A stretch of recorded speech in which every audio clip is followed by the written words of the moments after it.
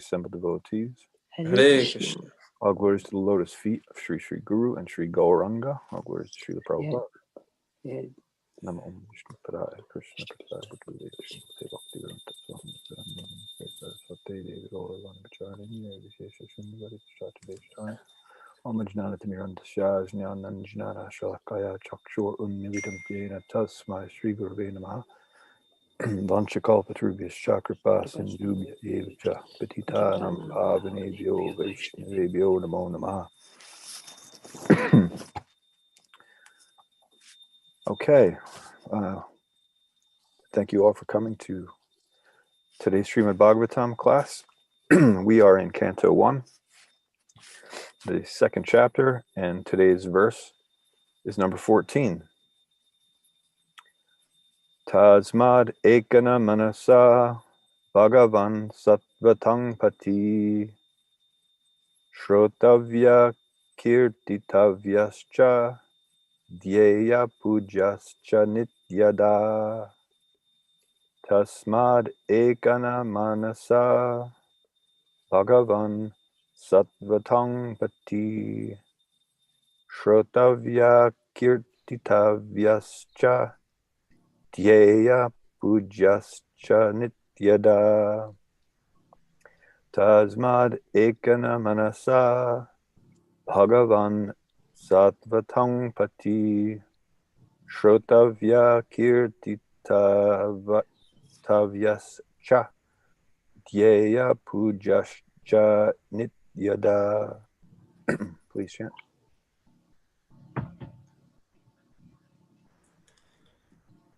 Tasmad ekena manasa bhagavan sattvatam pati strotavya kirtitavyascha dhyeyaha pujascha nityada.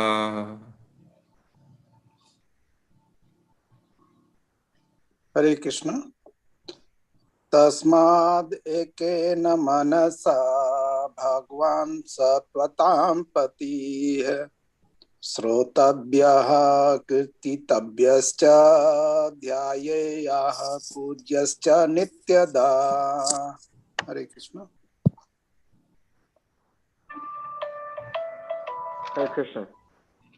Tasmad ekana manasa Bhagavan sattvatam patihi shrotavayaha kirtivayascha cha diyaha pujasyascha nityada. Thank you. Tasmadekana manasa Bhagavan sattvatam pati shrotavyaya kritavyascha dhyeya pujayascha nityada. Hare Krishna. Hare Krishna. Tasmat Shraddhad Muniyo Jnana. Sorry, I'm reading 12 slow. 14. 1 second, please. Tasmad ekena manasa bhagwan sattvatam patihi shrotavya kirtitavya dheya pujyascha nityada.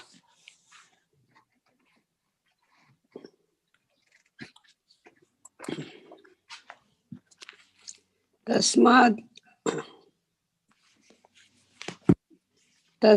ekena manasa bhagavan sattvatam pati sotravya kititavyascha dheya pujascha nityada. Hare Krishna.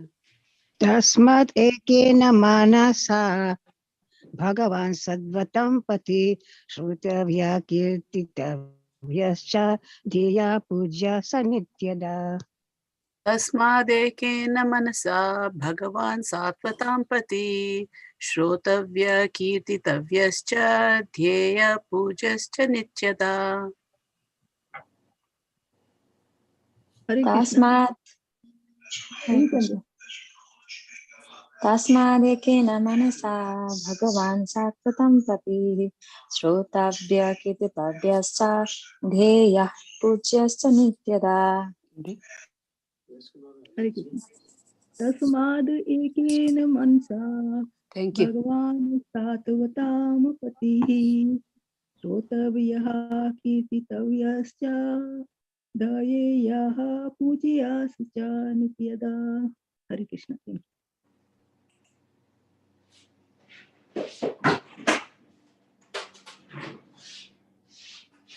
Anyone else?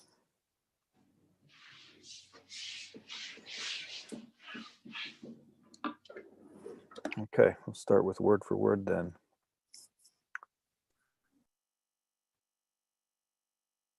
Tasmat, therefore, ekena, by one, manasa, attention of the mind, Bhagavan, the personality of Godhead, Satvatang, of the devotees, Patahi, protector, Shrotavyaha, is to be heard, Kirtitavyaha, to be glorified, Cha, and Dhyeya, to be remembered, Pujaha, to be worshipped, Cha, and Nityada, constantly. Translation.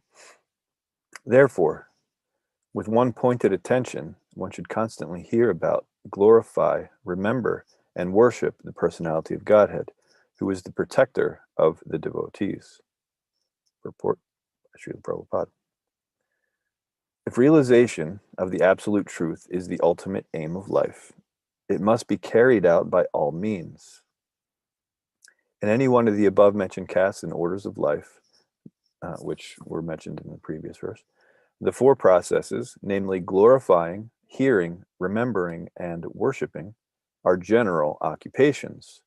Without these principles of life, no one can exist. Activities of the living being involve engagements in these four different principles of life. Especially in modern society, all activities are more or less dependent on hearing and glorifying. Any man from any social status becomes a well-known man in human society within a very short time if he is simply glorified, truly or falsely, in the daily newspapers. Sometimes political leaders of a particular party are also advertised by newspaper propaganda, and by such a method of glorification, an insignificant man becomes an important man within no time. But such propaganda, yes, there it is. I went to the wrong propaganda. But such propaganda by false glorification of an unqualified person cannot bring about any good, either for the particular man or for the society. There may be some temporary reactions to such propaganda, but there are no permanent effects. Therefore, such activities are a waste of time. The actual object of glorification is the Supreme Personality of Godhead, who has created everything manifested before us. We have broadly discussed this fact from the beginning of the Janmadhyasya shloka of this Bhagavatam. The tendency to glorify others or hear others must be turned to the real object of glorification, the Supreme Being, and that will bring happiness. Namajnana Tamirandasyaja Nanjana Shlakaya Chakshur Unmilitam Yena Tasmai Shri Gurave Namaha Vanchakalpatrubhyas Chakripa Sindhubhya Eva Cha Patitanam Pavanebhyo Vaishnavebhyo Namo Namaha. The translation again. Therefore, with one pointed attention, one should constantly hear about, glorify, remember, and worship the personality of Godhead, who is the protector of the devotees. Now, the context here. So anytime a verse starts with therefore, that means that there was a whole bunch of things that were leading up to this statement. There was basically, generally, the concept, it's called Panchanganya. It's the five limbs of logic. So first you make a thesis, you present your point, And then depending on which form of Panchanganya you're using, after you state the thesis, then you give some evidence, you bring it closer to the understanding. Sometimes you can present counter arguments if they're common, if it's a pretty commonly known thing that these people do this, so you can present this counter argument. You say, so most people say something like this, but, and then you can give the counter arguments to that counter argument. So there's doubts, there's clearing the doubts, and then you come to the conclusion, which is either a therefore or a thus. Usually the therefore is right before the thus. But so anytime in Shastra, when you read a therefore, it's clearly referring to what has been said before. And Srila Prabhupada mentioned in the purport, ever since the Janmadhyasya verse, Srimad Bhagavatam 111, this point has been being driven home. Let me just get back to, I'll take another look at this. Oh, sorry, I have the wrong verse here. Give me one moment.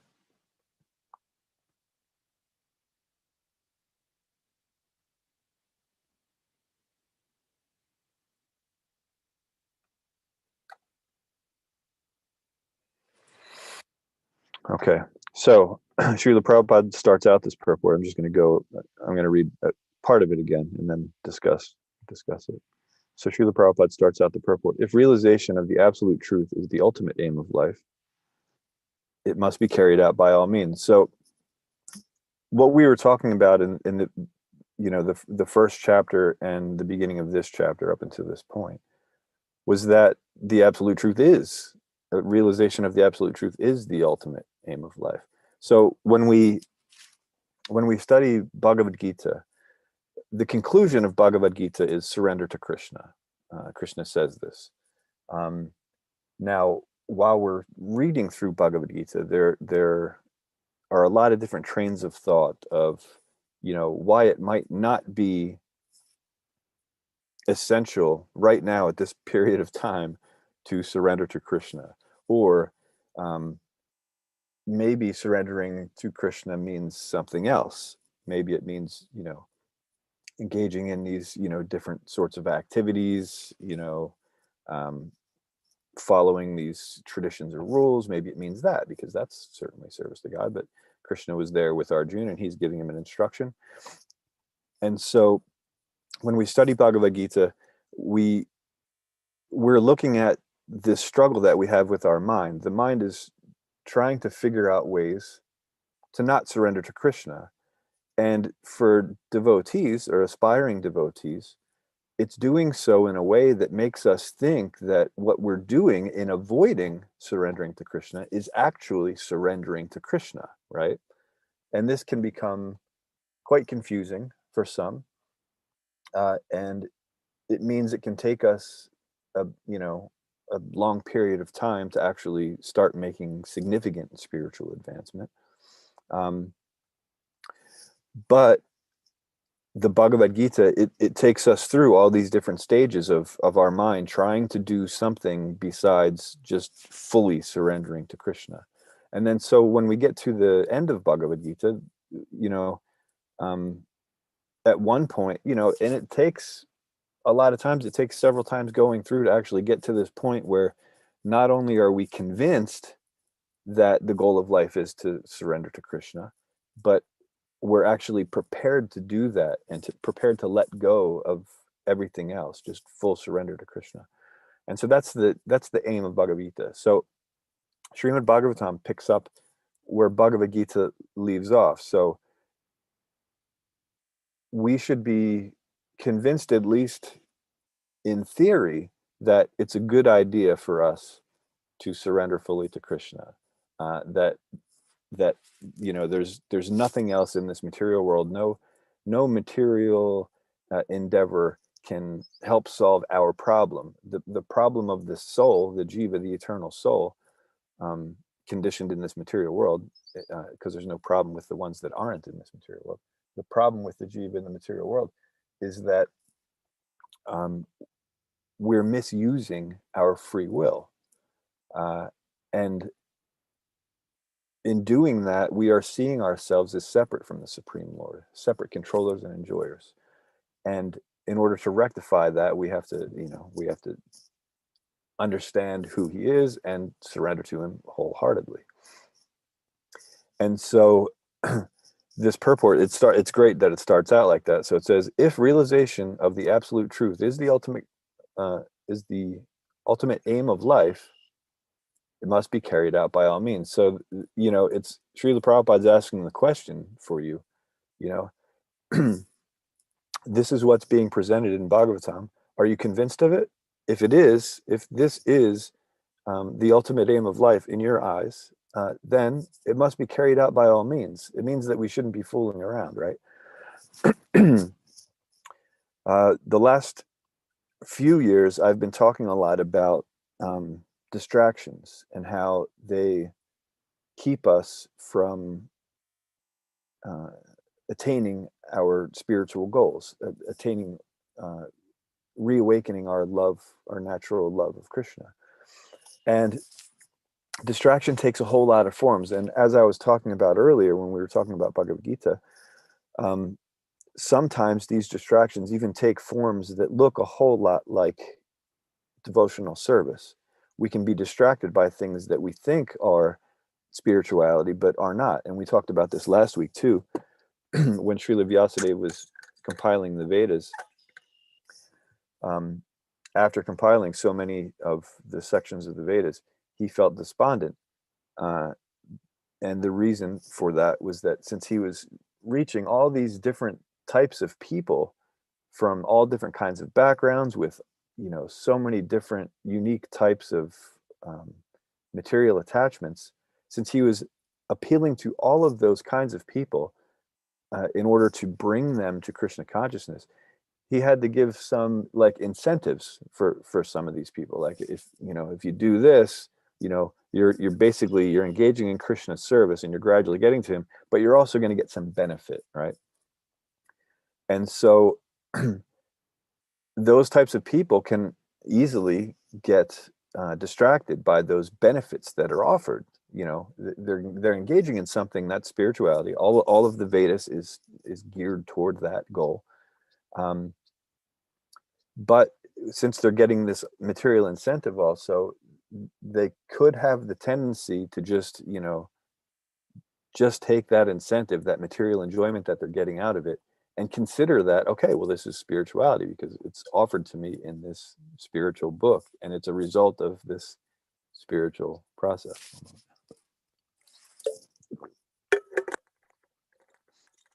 And so because of that, Srila Vyasadeva was despondent, and Narada Muni instructed him, okay, you should just focus on Krishna Bhakti now. There are people who are ready for this. They're convinced, okay, we should surrender to Krishna, and I'm willing to do it. Now, what do I do? Right? And so this is who this book, Bhagavat Purana, is meant for. And we talked about this last week. So Srila Prabhupada is saying here, so if you're convinced that if this is the ultimate aim of life, realization of the absolute truth, then you have to do it by all means. So that means that we need to take a look at our lives and see what it is that we're doing. We need to do this constant self-assessment to see if we're moving along in our spirituality, if we're developing, all the good qualities of them, as in Srimad Bhagavatam 5:18-12. All of the qualities of the Devatas are manifest in someone who is engaging in pure devotional service. And so if we're not seeing that gradually, and it's not necessarily like a black and white cut and dry thing. One day we're self-centered, we think that we're the controller and enjoyer, and then the next day we're completely Krishna centric and everything's fine. That's not necessarily how it works. It can, but it's kind of rare. But we should be seeing that at least little by little, we're letting go of our illusory reins of control over material nature, and we're more conscious of how Krishna is present within everything, how he's working with everything. We should be able to understand how each thing that we come in contact with, how it can be properly engaged in Krishna's service, not just to be, engaged in, in our own personal gratification. And so we have to see, okay, what is my mentality? What's my motive? What am I getting out of this thing? If it's to serve me, then that's not a great thing. And if it's to serve Krishna, then, that's better. So we should be seeing, at least a gradual but steady progress from self-centricity to Krishna centricity. That might be a word I made up. I'm not sure. So one thing that's easy, and again, when I talk about this, we're talking about self-assessment here. We don't want to use these methods to view and judge others, because we don't know what their motives are.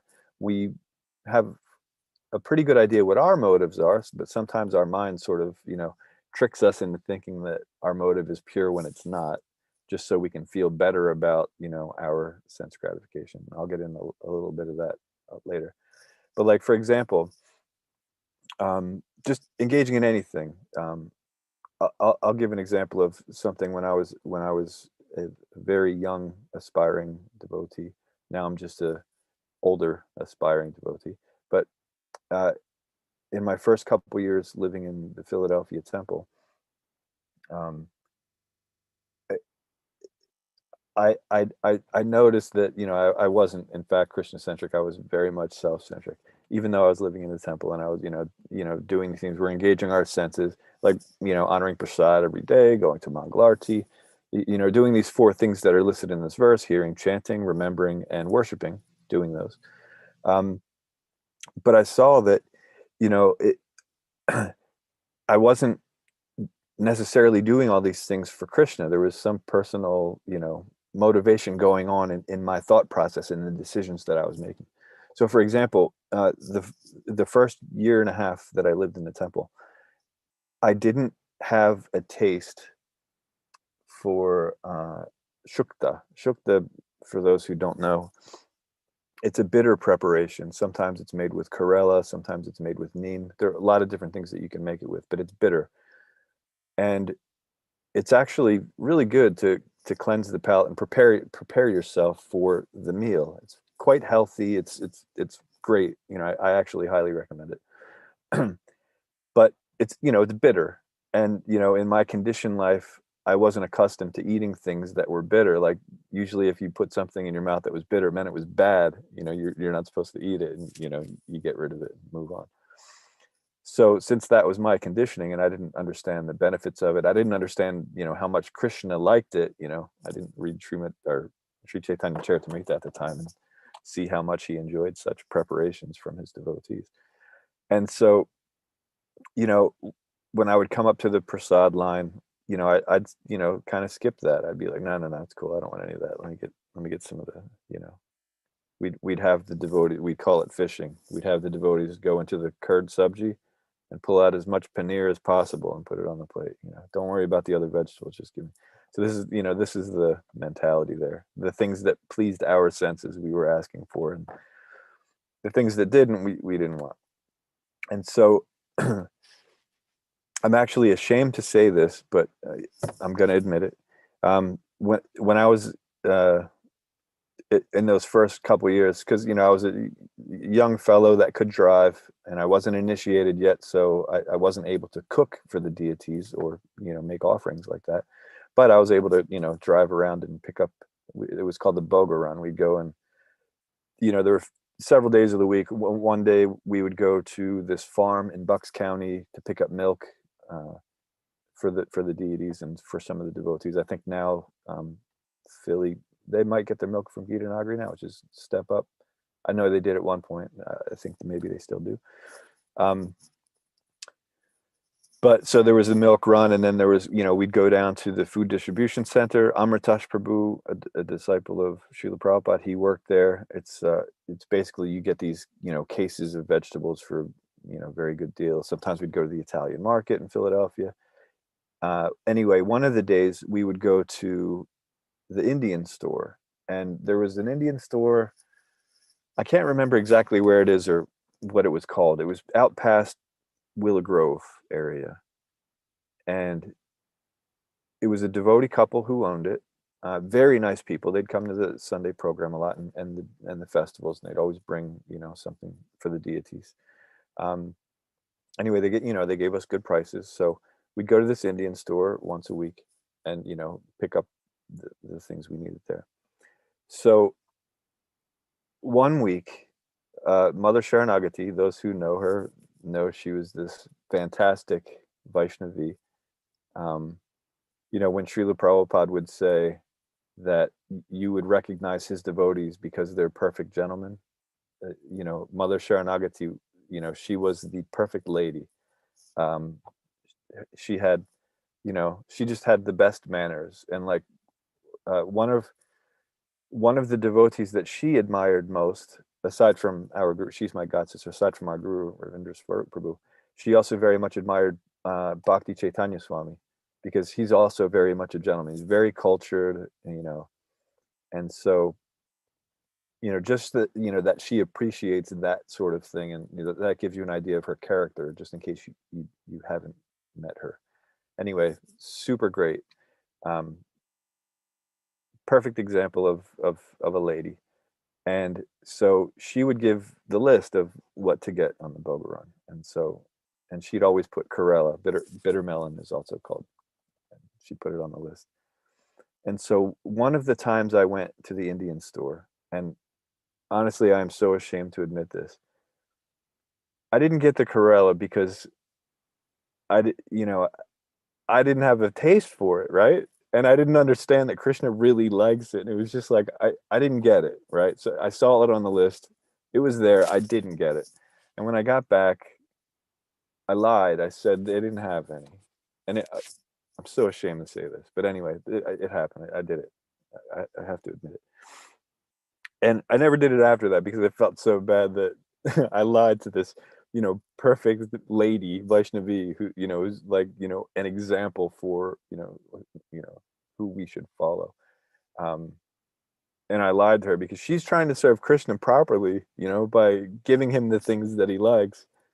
And me, I made up an excuse so I didn't have to, reject something in the prasad line. So the point of me telling this story is that by our own behavior, we can judge whether we're doing something for ourselves or for Krishna. Clearly then, I wasn't honoring prasadam for Krishna. It's him directly, and I'm getting benefit from that. But I was doing it because it was pleasing my senses. I wasn't doing it because it was pleasing Krishna. There's some mix there, obviously, but, clearly my motive, was my tongue. And if it wasn't palatable to my tongue, I wasn't accepting it, And so we can try to, like I said, this is for self-assessment. We can try to examine our behavior, how we act, what kinds of decisions we make. And even though, like I said, it may appear that we're engaging in proper spirituality, like honoring prasad, but if we're being materially motivated by it, self-motivated, then that's not ideal. So when we identify these markers, then we have to make better decisions. And so as Srila Prabhupada started out this purport, if realization of the absolute truth is the ultimate aim of life, it must be carried out by all means. And we're talking about one-pointed attention here. And all that means is that the one-pointed attention means that one point is Krishna. We're completely focused on Krishna. So it doesn't matter what activity we're doing, whether we're cooking or we're eating or we're out working in a field or we're building something, whatever it is, that attention should be, I'm doing this for Krishna, not for my own personal material benefit, but for Krishna's pleasure. So I'm just going to read a couple verses from Bhagavad-Gita, because this verse is very parallel to a few of them. Obviously, one of them is verse 241. Vyavasa yatmika buddhir ekeha kuranandana bahu shaka hyanantascha buddhayo vyavasayinam. Translation: those who are on this path are resolute in purpose, and their aim is one. O beloved child of the Kurus, the intelligence of those who are irresolute is many-branched. I'm going to read a little bit from the purport too. A strong faith that by Krishna consciousness one will be elevated to the highest perfection of life is called vyavasayatmika, intelligence. The Chaitanya Charitamrita Madhya Lila 2262 states, faith means unflinching trust in something sublime. When one is engaged in the duties of Krishna consciousness, he need not act in relationship to the material world with obligations to family traditions, humanity, or nationality. Now, I wanted to sort of pause here and kind of read over that and say, talk about a little further what this means. First, I'll read it again. When one is engaged in the duties of Krishna consciousness, he need not act in relationship to the material world with obligations to family traditions, humanity, or nationality. So a lot of times people sort of take issue with statements like this. We don't have to, let's see, how is it worded? No obligations to family traditions, humanity, or nationality. Most of the time people take the family traditions, and they bring up an exception. Well, what if you're born in a family of devotees, family of Vaishnavas? Then clearly you should follow family tradition, and that is absolutely true. If you were born in a family of Vaishnavas and the only traditions they follow are the ones that are given in Shastra, that are focused around Krishna, then yeah, you pay attention to those family traditions. Otherwise, you don't. And then we can keep going. We'll go, because it also says nationality or humanity. So let's say you're born on an island, a nation, and it's all devotees, and they have this tradition where all they do, they all wake up for Mangalarti, they all serve together, they help each other in their service, they reveal their minded confidence, they give gifts, all these things, right? Then yeah, then you can follow the national, your national heritage, your traditions. And then we get to humanity. Let's say, we're not in Kali Yuga anymore, we're in Satya Yuga, and everyone's a devotee, all of humanity, right? So then, yeah, if that's the situation, then you don't have to worry about, you can follow that. You don't have to worry about, about giving those up or ignoring them, right? So, but when those aren't the case, because that's the point, is that our focus should be, the one-pointed focus should be on serving Krishna.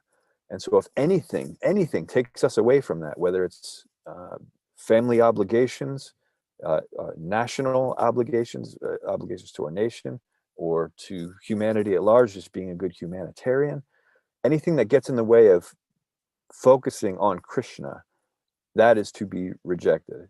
Now, sometimes we can adjust something, so we can engage in that activity, but just we redirect our consciousness.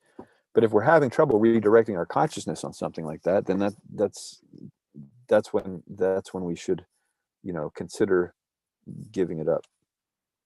One more verse I wanted to read from Bhagavad-Gita before we get to questions, and then I'll give sort of like a conclusion. Is let's see if I can find it here. Oh, 256. It's about the Shtitadir Muni. We hear Srila Prabhupada talk about this a lot, and also other elevated Vaishnavas. One who is not disturbed in mind, even amidst the threefold miseries, or elated when there is happiness. So they're not disturbed by the distress, they're also not elated by happiness. And who is freed from attachment, fear, and anger is called a stage of steady mind. So this is our goal. This is what we want to become. We want to be completely focused. We want to have one pointed intelligence, completely focused on Krishna consciousness. We want to make sure that all of our activities are properly motivated to serve Krishna, not to serve our senses or ourselves. And just in conclusion here,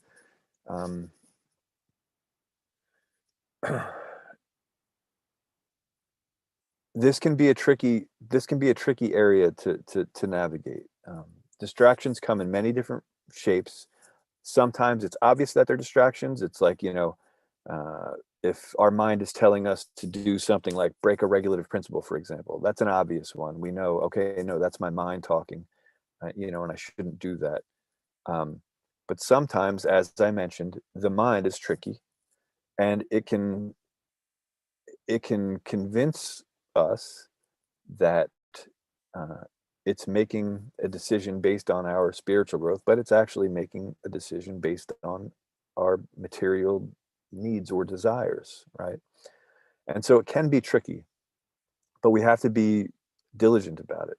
We have to constantly examine what our motives are in whatever we're doing. And if we see that, we're pushing away the bitter sabji because it doesn't taste good to us. There are reasons that people can't take certain things. Some people have allergies. Some people, are following a strict diet. So like I said, we shouldn't judge others if they're skipping a sabji. But if we see that we are, just an example, and it's because of our own personal, sense perception or like that, our own taste, then we should see, okay, well, that's something that I should work on, because clearly I'm doing this for me, not for Krishna, right? And so this is with everything we do. No matter what we're doing, we have to gradually shift that focus from serving our senses independently from Krishna to serving Krishna's senses. And so that's Krishna consciousness in a nutshell. That's what this is all about. That's what, from the first verse of Srimad Bhagavatam up until now has been driving at us. And it's saying, therefore, just forget about all these other things. The materially motivated religions, the Kaitava Dharma, doing any sort of occupational duty for some sort of material benefit. Just forget about all of that. Don't do it. Because the ultimate goal of life, we're trying to get back to Krishna. We are eternal spirit souls. We're not happy in the material world. We can't be. And so with all that in mind, that we should become serious about Krishna consciousness. We can't be distracted by all these things that are coming our way. And we have, like I said, we have to be diligent about it. We can't just, sort of sit back and try to ride the wave. We have to be conscious of where we are in our devotional progress, and we have to constantly keep modifying our behavior, our consciousness, to get to that ultimate goal. And that's what Srimad Bhagavatam does for us, and that's what our mood should be when we study it. And that's how we get to our ultimate goal of life. That's how we reach the prayojana. We have the sambandha from the Shastra. We follow the Abhideya as it shows, and we apply it in our lives. And then that's when we will get realization of the absolute truth, as Srila Prabhupada started this purport out with. So I will stop there to see if there are questions or comments. Oh, I'm sorry, Vatsala Ashok, I missed a comment you said earlier. The Chaitanya Charitamrita chapter and verse was Madhya 22, 62, and that's quoted in Bhagavad-Gita 241. Sorry, I didn't see that when you typed it in, but I hope that helped. Are there any other questions, comments, corrections, reflections? Looks like Mother Manju. Yes, please. Hare Krishna, Prabhuji. Thank you so very much. It's so humbling to hear what you had said when you were new devotee, what you were doing. I have been born in an Indian family and have been following Krishna consciousness for quite some time, but I still do that. Isn't that shameful? Because, you're talking about getting things what you like. And I still, when I cook prasad for deities, I have Jagannath, Baldev, Subhadra Maharani on my altar, and they like to eat good stuff. And I know he loves kheer and all. And every time I make kheer for him, I end up throwing because I don't like it. And so I just make what I like it. So, it's like, what do you do? Yeah, we all sort of do that. That's true. I know a lot of people that love kheer, so you can always just distribute it to them. Yeah, the best policy is, and the temple has a menu for the deities, right? Different temples have different menus, of course, depending on what kind of facilities they have. But yeah, there is a meal you can read in Krishna's pastimes, that when Radharani cooked for him, and also, I mean, in Chaitanya Charitamrita, we can see this also. When the devotees would cook for Lord Chaitanya, there were, certain types of food. And yeah, so especially for the deities, it's nice to try to, follow that as well as we can. And yeah, I mean, I'm the same way. I'm not trying to say that I overcame that. I was ashamed of lying to, a devotee, but no, I still follow preferences, and that's something that we all need to work on. But yeah, it's a gradual process. Little by little, we'll get there. I guess for me it would I'll have to take another birth to be able to do that, because in life it's busy. You just either cook what you like it or what it is convenient for you. It's true. If it is too tedious, then it doesn't happen. It's true. My suggestion is to thank you, Prabhu, for something to work on. Okay. My suggestion is, and this is how I got over, by the way, I love bitter sabji now. I love shukta. So the way I got over it for me was that once I understood, Krishna likes it, and there's also the health benefits and things like that, but those weren't so important to me. Once I understood, how much Krishna relished it, I said, okay, well, at least I'll try a little, because it's not polite to say no to person, because that's Krishna being offered to you. So to say no, it's not etiquette. Again, some people have allergies and things like that, so that but just to take a little, just to taste. So when we step out of our comfort zones like that, it's a small thing. Krishna sees that. He sees, this devotee, they're taking a step toward me.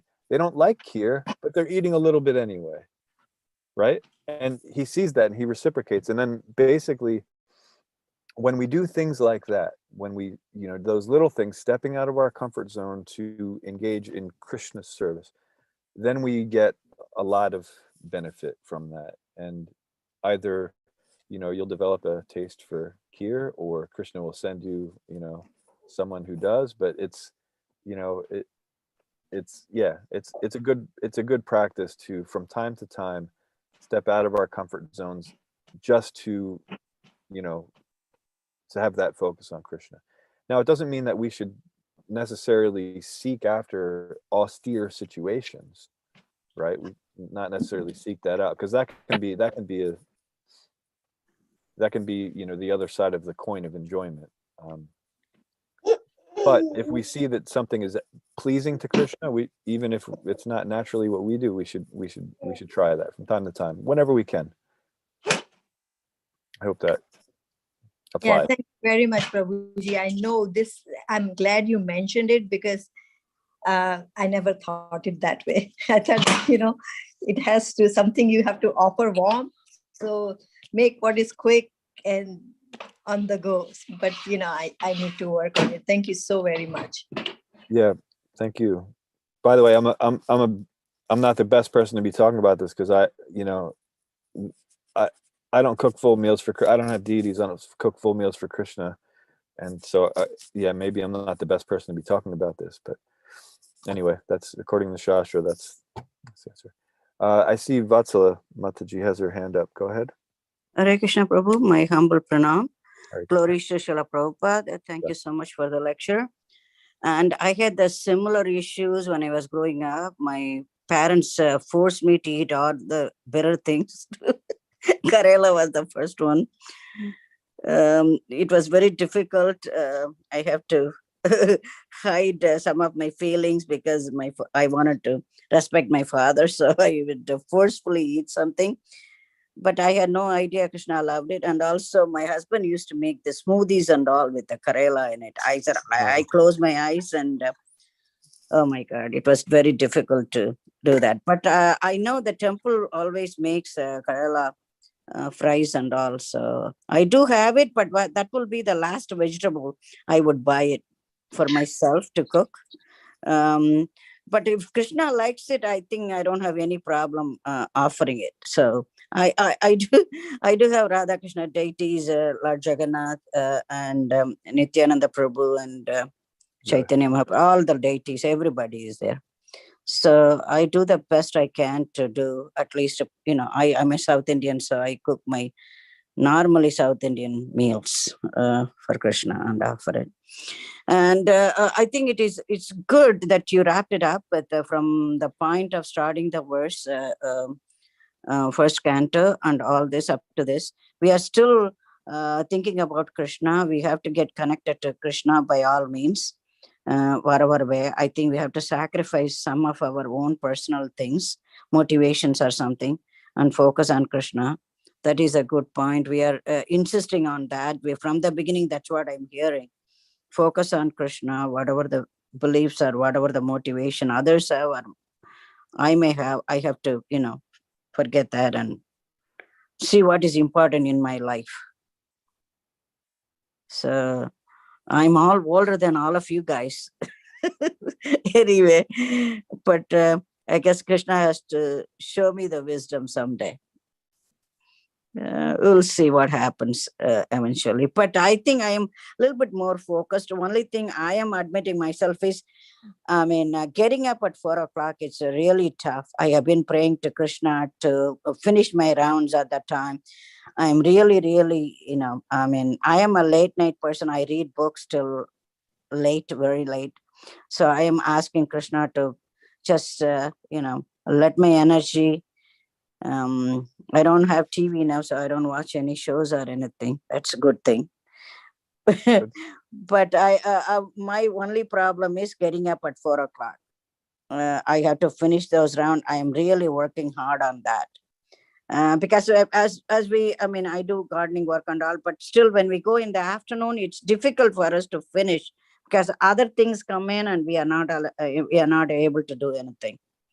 So I hopefully Krishna will, gear me toward that direction. I can focus my mind on that and Siddha Prajna, so that with a determination, I could do the best I can for that. Thank you, Prabhu. Good luck. Thank you so much. It'll work. As long as we're sincere and Krishna sees that, then we will continue to make advancement. So thank you, Prabhu. Thank you for the class. Good. Thank you. Okay. Anything else? Hare Krishna, Charachandra Prabhu. Is that Bob? No, Dronacharya does. Oh, Drona. You sounded like Bob for a moment. Is it, maybe it's today's mic. Yeah, I'm driving, so I'm in a different. Oh, there it is. Okay. Yeah, so maybe that's. Hare Krishna, Dronacharya Prabhu. Sorry. Come on. So, you mentioned about family tradition a little bit, how the attachment to family tradition, and I was just thinking, it's just kind of an observation with regards to family tradition, and we have this International Society for Krishna Consciousness, and how the different family traditions are kind of viewed, because we're kind of like a mixed group. We're all coming from different places and different backgrounds, and it's a lot different than, you know, kind of the just the American experience, kind of growing up, where you kind of worshipped with people that were kind of your same socioeconomic background, you know, all from kind of the same places and such. And it's interesting to kind of view this idea of family tradition, because a lot of the American devotees, not all of them, but kind of a generalization, a lot of them, devotees that kind of came from America, they took shelter of Krishna consciousness. Some of their motivation was they wanted to break from family tradition. You know, they didn't really like what was kind of going on, like, you know, religious wise in the family. Maybe there was maybe you went to church or the synagogue, you know, once a week or once a year or whatever, but they really didn't find spirituality there. And they really didn't, they knew that there was something different that they wanted in their life. And on the contrary, a lot of the Indian devotees, they took shelter of Krishna consciousness here because they found something very familiar with their family tradition.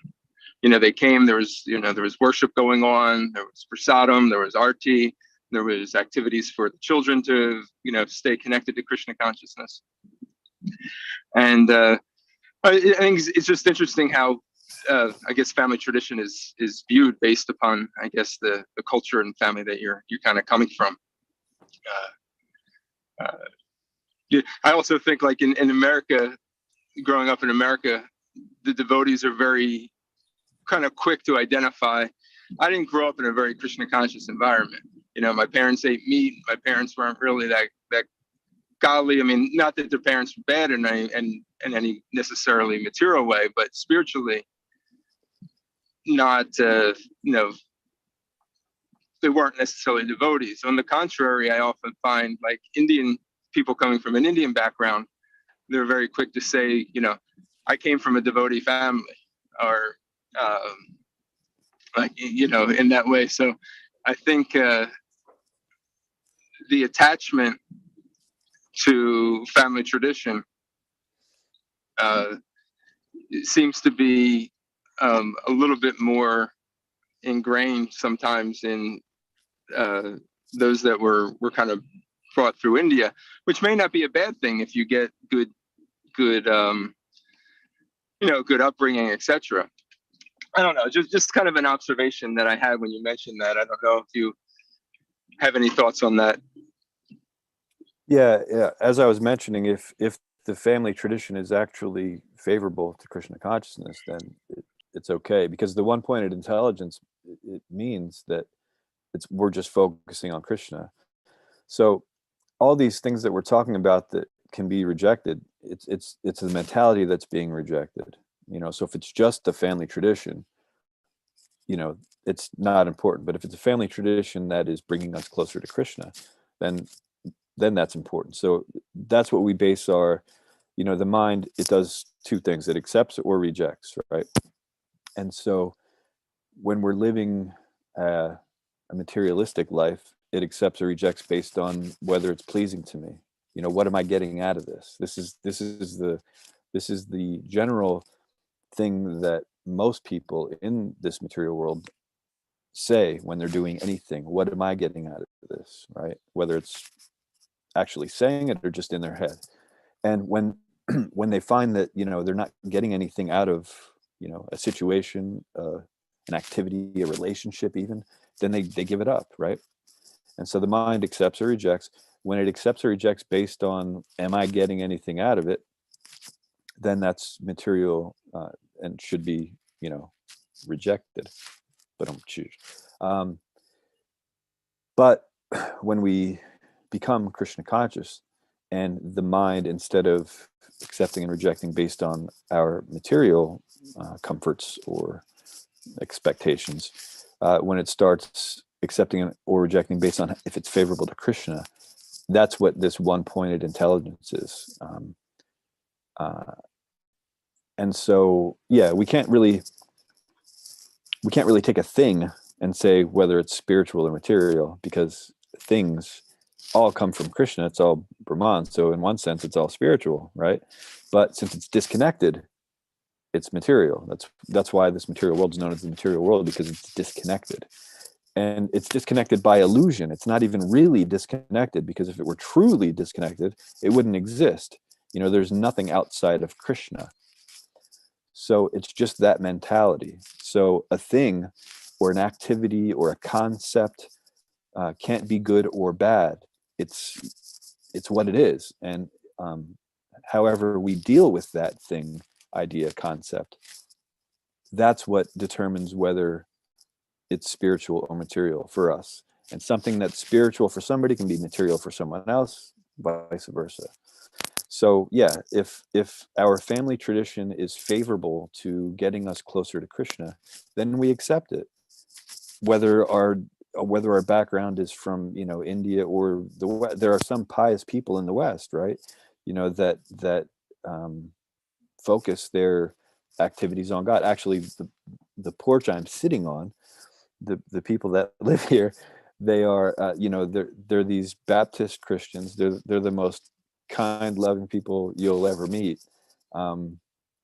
They welcomed me into their home, when they first met me, and we have a deep relationship. And their family tradition is something that you would actually accept, because it's getting you closer to serving God, and that's what's important there. So yeah, if the tradition is getting you closer to Krishna, accept it. If it's taking you further away, then either adjust it or reject it. That's one or the other. Did that? Yeah, no, I appreciate that very much. Okay, good. Thank you. Good. And I see, but this is Kyle right here. He's looking out the door. He leads the Bible study class at the church, and he likes to make faces at me. I see Bob has his hand up. Yeah, sorry, Krishna. How are you? Oh, you sound like Dronacharya. No, go ahead. I kind of want to piggyback off of Dronacharya's, question about like family tradition. So, I'm newer to Bhakti. I've only kind of gotten into Bhakti like last year, maybe like last January, February. And a family tradition for us is, getting together Sundays, watching an Eagles game together. My family's not big drinkers, so it's not like this big party where people are getting drunk and doing bad things. My daughter and I, we have season tickets to the Philadelphia Union Soccer, and that's something that brings me closer to her. So I know it's not something that's maybe bringing me closer to Krishna, but why would I want to reject something that would want to bring me closer to family at this point? I don't know. Maybe I'm looking at it the wrong way. Maybe because I'm so new, I'm not looking at it the correct way. But I don't know. It's hard to wrap my head around that. Good. Yeah. Thanks. Yeah. No, you're not looking at it the wrong way. Cultivating relationships is a very important thing, especially in a family situation. And so sometimes, like I said, it's the consciousness. It's not that, oh, you're taking her to a soccer game or you're watching football on Sundays. If it's getting the family closer, especially at her young age, then this is a good thing.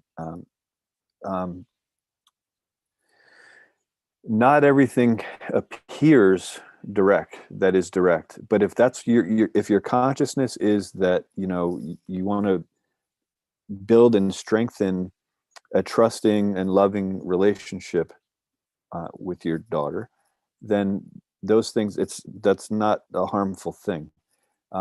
What the harmful thing would be if you instilled more that sort of lifestyle of just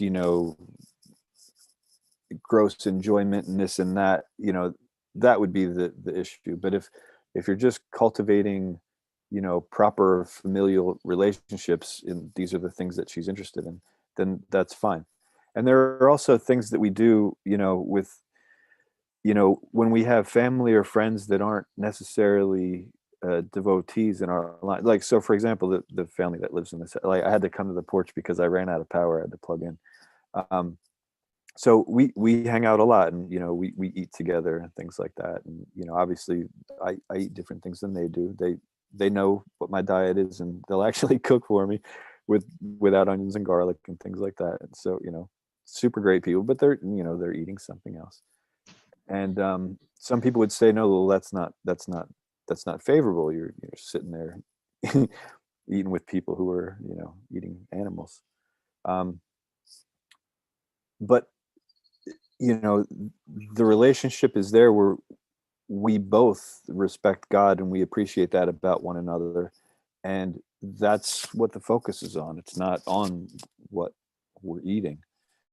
So sometimes there's relationships where we'll do things that we wouldn't normally do, but if it cultivates a relationship that has that synchronicity with love of God, then that's something that's worth doing. It's not detrimental. Now, if we're doing it all the time, that might be a different thing. If it's affecting our consciousness, then yeah, sure, we might want to look into changing some behaviors. But especially so for your situation, I'd say, you said that you're a newer devotee, and your family, I don't know how much they're interested in, but instead of subtracting things like, oh, I'm not going to go to football games anymore, or like that, instead of subtracting things, you just start adding things first. That's more important than subtracting things. Start adding things that are more direct. If they like kirtan, for example, then have some kirtan with them. If they like prasadam, most people do, then you go that route. But so that's what we do, especially in the beginning. We just start adding things, right? And then little by little, if something is detrimental, we will naturally get rid of the things that are detrimental. But we should at least be conscious of what's going on. So yeah, no, my advice to you is don't give up anything prematurely, but just start adding things that you all can relate to, and that will sort of increase that attraction and relationship with Krishna. Did that answer your question, Bob? Yes, thank you. Okay, good. Thank you. That was a good question. It's something that we have to understand, because there are those who, like I said, like with the concept of the Vedas before Vyasadeva, wrote the Bhagavad Purana, how, there are material incentives that come with the spiritual practice, right? And it just depends on what we're focused on. So the advice I gave to you, I wouldn't necessarily give to someone else, because they might be distracted by that. For you, this is good because you're adding things. But if someone's been, doing this for 30, 40 years, they might just be making excuses to go to these games because that's what they're really into. You know what I'm saying? And that's why we have to assess the consciousness, the mentality, the motive behind what we're doing, And so if your motive is pure, sometimes you'll do activities that some others would say isn't ideal, but it's all about the motive, and we can't understand what others' motives are. We can only understand our own. That's why I wanted to make it clear that this is for self-assessment, not for judging others. But we should constantly assess ourselves and just understand if we're becoming more Krishna conscious, then what we're doing is good, and then we should keep doing that assessment and keep doing better, progressively better. Yeah, but we definitely shouldn't use this to kind of like judge others, and we shouldn't think that, okay, this is the ideal situation because it's mine, and expect everybody else to do that. But yeah, so it's not like the things, like I said, it's the consciousness. So, and that's what we have to identify. So if the consciousness is proper, then keep doing it. If it's not, either adjust it to make the consciousness correct, or wean off of it if possible. Thank you. Sure, thank you. Anything else? I know it's getting late, and I think there's another class in 2 minutes. Thank you, Sharachansha Prabhu. Thank you, Dronacharya Prabhu. I got you right this time. Thank you, Prabhu. A lot of wonderful points you brought up today. Nice discussion. Thank you to the devotees. Thank you very much. Real quick, I just want to mention to the devotees that anybody who's coming for darshan, starting later today, for the rest of the week, the darshan is going to be a little bit modified. Tonight at the temple, we're getting some painting and maintenance done to the deities. So we're excited to be able to share you the darshan on Sunday, but for the next couple weeks, or excuse me, next couple of days, there'll be some modifications. So if you go to the temple, we're hoping Lord Jagannath's altar will be open, but Gaurnitai and Shishi Radheshwar Bihari will be not available for darshan over the next couple of days. Also tonight, we have a book reading, Our Family Business, to inspire us to read and distribute Srila Prabhupada's books. So if you're interested in doing that, please join us at 7 o'clock tonight on the same Zoom channel. Charachandra Prabhu, it's always a blessing to have your association, and thank you for taking that extra step, and you're in Kentucky to be with us here in Philadelphia. Truly appreciate the opportunity. I appreciate it. And Thank you. Any opportunity I have to talk about Srimad Bhagavatam, I take, even if I have to sit in a neighbor's driveway. Very nice. Thank you very much. Yeah. Very nice. Thank you. Thank you, Prabhuji, for wonderful session. It was really wonderful. Thank you. Vanchakalpatarubhyascha Kripasinduvyeva Patitanam Pavanabhyo Vaishnavebhyo Namo Namaha. Thank you. Bye-bye. Have a nice day. Enjoy your day. Take care. Thank you.